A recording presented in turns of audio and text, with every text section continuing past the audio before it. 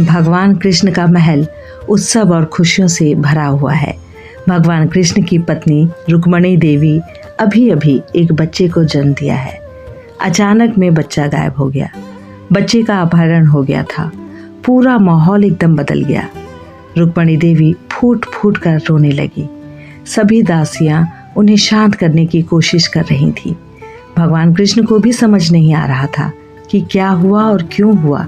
तभी अचानक नारद मुनि आकाश से नारायण नारायण का जाप करते हुए महल में आए। उन्होंने रुक्मणी देवी से पूछा कि क्या हुआ है, और वो अपने आप को रोक नहीं पाई। उन्होंने नारद मुनि से विनती की, कृपया मेरे बेटे का पता लगाइए, कृपया मेरे बेटे को मेरे पास ले आइए। नारद मुनि ने रुक्मणी देवी को आश्वस्त किया और कहा वे बच्चे के बारे में शीघ्र ही जानकारी देंगे। यह कहकर नारद मुनि सीधे माँ विदेही क्षेत्र में भगवान के पास गए। वहाँ ऋषि थे। उन्होंने उन्हें प्रणाम किया और उन्हें पूरी कहानी बताई। तब ऋषि ने अपने दिव्य दृष्टि की सहायता ली और उन्होंने रुक्मणी देवी के पिछले जन्म में झांका और कहा, रुक्मणी देवी का जन्म जब हुआ तब वो एक ब्राह्मण महिला थी। एक बार वो जंगल में गई। वहाँ उन्होंने एक मोर का बच्चा देखा। मोर के बच्चे को देखकर उन्हें इतना प्रेम हुआ कि वे इसे घर ले आई। जंगल में वापस आकर मोर के बच्चे की माँ उसे बेसब्री से ढूंढने लगी। लंबे समय तक व्यर्थ खोज के बाद वो बहुत दुखी हुई। वो अपने बच्चे की तलाश में हर जगह भटकती रही। एक बार उसकी खोज उसे ब्राह्मण महिला के गांव ले गई। मोर के बच्चे की माँ दर्द से रोई, लेकिन ब्राह्मण महिला पर इसका कोई प्रभाव नहीं पड़ा और वो प्यार से मोर के बच्चे की देखभाल करती रही।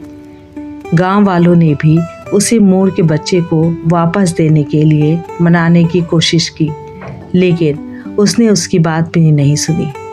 इस प्रकार 16 महीने बीत गए और मोर के बच्चे की माँ हर दिन अपने बच्चे को वापस मांगती रही। अंत में 16 महीने के लंबे समय के बाद ब्राह्मण महिला को मोर के बच्चे की माँ पर दया आ गई और उसने उसे बच्चा वापस कर दिया। उस पाप के फलस्वरूप रुक्मणी देवी को इस जीवन में अपने पुत्र से बिछड़ने का कष्ट सहना पड़ा। एक देव ने उसके पुत्र का अपहरण किया है और उसका नाम प्रद्युम्न रखा है।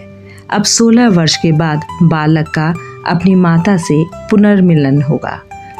नारद मुनि ने स्वयं को नहीं रोका और उन्होंने भगवान से पूछा, 16 महीने के पाप का दंड 16 साल तक क्यों भुगतना पड़ेगा? भगवान ने बताया, इस जीवन में किए गए पापों का फल चक्रवृद्धि व्यास सहित अगले जन्म में भुगतना पड़ता है। स्वामी की बात सुनकर नारद मुनि संतुष्ट होकर वापस रुक्मणी देवी के पास आ गए और उन्होंने सब कुछ बताया। रुक्मणी देवी ने अपने पाप के लिए प्रायश्चित किया और यह जानकर शांत हुई कि उनका पुत्र सुरक्षित है। इससे यही शिक्षा मिलती है, अगर तुम बिना अनुमति के किसी की कोई चीज़ लेते हो तो अगले जन्म में तुम्हें ब्याज समेत उसका भुगतान करना पड़ेगा। 16 महीने के पाप दंड का 16 साल तक का भुगतान करना पड़ा। इसी तरीके से हमारे पाप का भुगतान हमें उसका कई गुना ज़्यादा देना पड़ता है। इसीलिए सोच समझकर काम करना चाहिए।